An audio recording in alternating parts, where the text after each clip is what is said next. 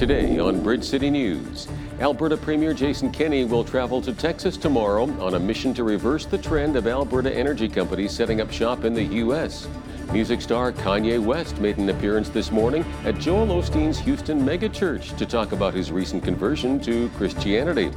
And Hong Kong's Polytechnic University campus has been a flashpoint of violence between protesters and police today, with students using campus buildings as shelter from tear gas. Your nation, your province, your southern Alberta. From the heart of Lethbridge, it's Bridge City News with Paul Arthur. Good afternoon. Thanks for joining us. The normally quiet Alberta town of Vauxhall was the scene of a bank robbery on Friday. Around 1:45 p.m., a man walked into the Scotiabank and demanded money and fled on foot with some cash. The suspect is described as being 5'8" to 5'10", slender, wearing blue jeans and an orange and yellow reflective vest along with a New York Yankees ball cap and a balaclava. Anyone with information is asked to contact the RCMP. Alberta Premier Jason Kenney will be Texas-bound tomorrow on a 4-day mission to tell U.S. investors why they should bank on Alberta's reliable, safe, and ethical energy sector. Over the last few years, a significant number of Alberta energy companies have moved to set up shop in Texas, and Kenney says he's determined to reverse that flow and will let business leaders know about recent tax cuts, red tape reduction, and enhanced capital cost allowances.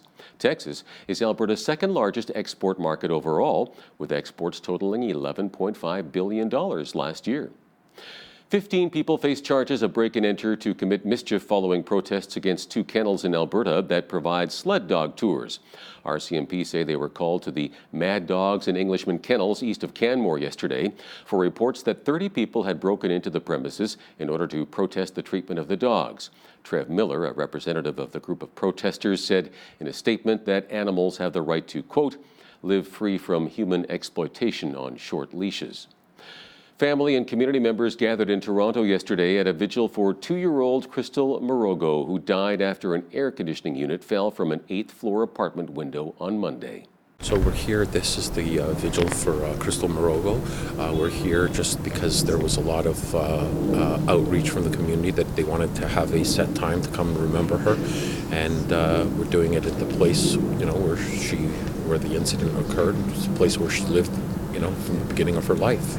The TCHC had a study, they commissioned a study in 2007, and in that study they found that there was an issue with air conditioner safety, improper installation, improper maintenance, and that there was a risk of these air conditioning units falling. From the best we can tell, nothing was really done since that study was released. I've been brought on as criminal counsel to take a look at the what happened here and to liaison with the police and determine whether or not there might be criminal liability for what happened, and hopefully prevent a tragedy like this from occurring in the future. Regardless of the religion, regardless of the culture, we are all one, we are all human beings, and we should be united, and we should be there for each other, and especially in tough times like this. So this is the time where the affected families would need us more, and this is the time where we can show our support and love towards humanity. The reaction was very good. I'm very grateful. The family is very grateful for the amount of support we are getting from the community. Mm-hmm. And that's all that matters. We are very thankful to every single person that showed up today. Mm-hmm. I know it's very cold. It's probably minus 10, 15 degrees right now at this point. It's difficult to stand out here. So we are very thankful for the people that showed up. We're very happy they showed up. They showed their support. We would always play hide and seek. For example, if I have had a bad day throughout the day, when I came home or came to their house and I seen her, it made my day a lot better. It made me feel good. Her smile just made me forget everything. So she was a really good girl, really sweet girl. A fundraiser for the family has so far raised more than $33,000. Government officials, lawyers, and relatives of Lionel Desmond will gather in a municipal building in Guysborough, Nova Scotia tomorrow to begin a fatality inquiry into what led up to the shooting of his mother, wife, and young daughter before he took his own life in January of 2017. The retired 33-year-old corporal and Afghan war veteran had been diagnosed with PTSD, and a family lawyer says he had been seeking treatment for 10 years. The inquiry will look at where and how the system failed Desmond and what can be done to prevent similar tragedies. The government of Newfoundland and Labrador is seeking public input as it reviews the province's minimum wage rate. It is urging both workers and employers to fill out an online questionnaire or submit a written statement by December 2nd. Feedback will be reviewed by an independent committee as it prepares a report for the government about the wage rate and adjustment process. Newfoundland and Labrador's minimum wage is currently $11.40 an hour. Ron McLean says when it came to responding to Don Cherry's controversial on-air comments last week, allegedly singling out new immigrants in Toronto, his former co-host made his choice and he made his.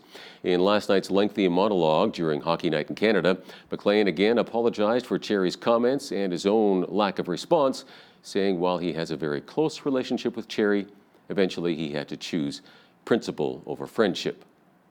Prime Minister Justin Trudeau will announce his new cabinet on Wednesday, and it is unclear whether Chrystia Freeland will remain as Canada's Foreign Affairs Minister or be shuffled to a new post. Experts say Freeland could serve as Domestic Intergovernmental Affairs Minister or in some other capacity where contending with fractious premiers would be a big part of the job. She also has roots in Alberta, which could prove useful to a minority government that has no seats here or in Saskatchewan. Music star Kanye West made an appearance this morning at Joel Osteen's Houston megachurch, telling parishioners that his recent spiritual awakening has made him realize he is no longer in the service of fame and money, but in service to God. Well, I know that God's been calling me for a long time, and the devil's been distracting me for a long time.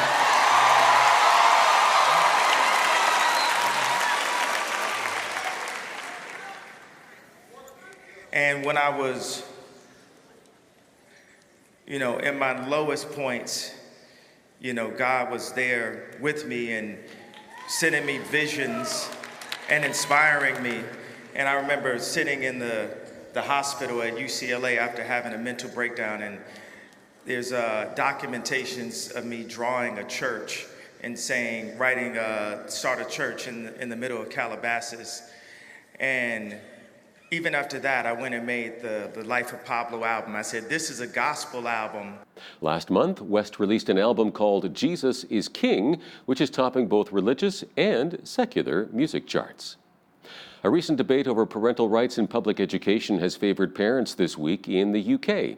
David Isaac, the head of the Equality and Human Rights Commission, has argued that parents should not be consulted about teaching LGBT issues in primary schools. However, Department for Education officials disagreed, stating schools must consult parents. John Denning, education officer with the Christian Institute, agrees. Parents are ultimately responsible for how their children are brought up and how they're educated, not the state. So it's right that the Department for Education is insisting that schools consult on these matters. And that also helps the schools to fulfil their legal duty to provide relationships education which is appropriate to the religious background of pupils. The fact is there are some schools which do push particular viewpoints, and that's not appropriate, and consultation helps to guard against that. The government also stated that schools must ensure their policy meets the needs of pupils and parents and reflects the community they serve. Bolivia's violent political crisis is exposing the country's racial, ethnic, and geographic divisions. Many thought those had been overcome after 14 years of rule by the first indigenous president, Evo Morales. Analysts say the movement to oust Morales after the election was an urban middle-class revolt against what they called fraud. Wealthier European-descended political elites in the eastern lowlands have resumed their rivalry with the poorer indigenous people in Bolivia's western highlands. The Hong Kong Polytechnic University campus has been a flashpoint of violence between protesters and police today. Protesters retreated inside after police fired a volley of tear gas and have now fortified it. A Hong Kong police officer was struck in the lower leg by an arrow. Meanwhile, classes will remain suspended at all Hong Kong schools because of the unrest. Recapping one of our top news stories, Alberta Premier Jason Kenney will travel to Texas tomorrow on a 4-day mission to try to reverse the trend of Alberta energy companies setting up shop in the U.S. And a look at weekend weather. Thankfully, we should see the west wind diminishing somewhat overnight, down to about 30 to 50 by morning, with a low of 6. For tomorrow, mainly sunny with the wind becoming light in the afternoon, and we should get up to a pleasant 11 degrees. There are many people in Canada who believe in the God of the Bible, but a huge number choose not to attend church. Hal Roberts discusses why that is with our guest, Pastor Scott Dixon, coming up next. But first, here's a look at what's happening in and around your community.